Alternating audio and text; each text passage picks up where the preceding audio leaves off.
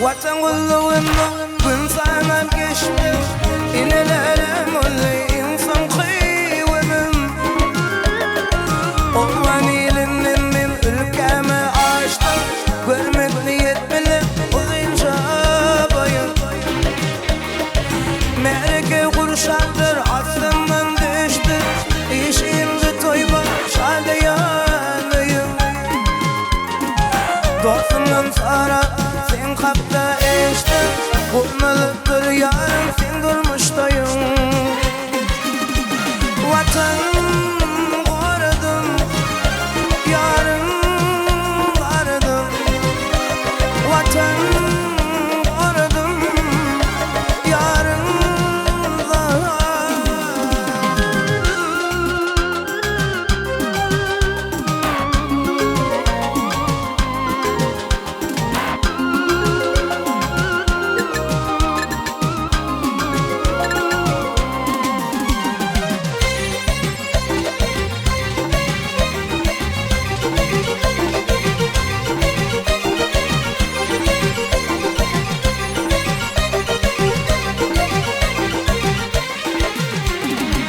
Yazın katın elem mımı koydum. Uşakladım elem senin suratın.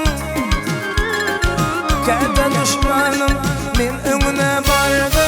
Yadı düştün elem beni koydum. Nereden çekmenin kovuluktun vardı.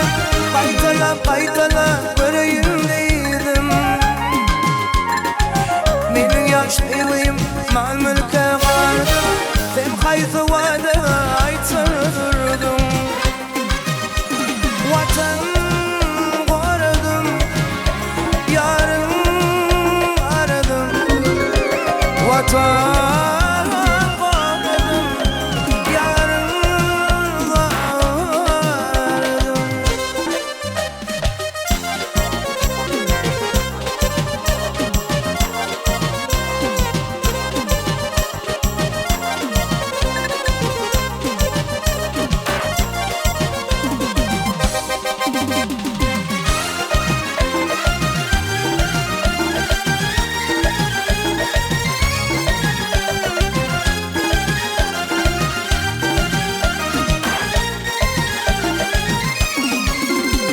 Vatan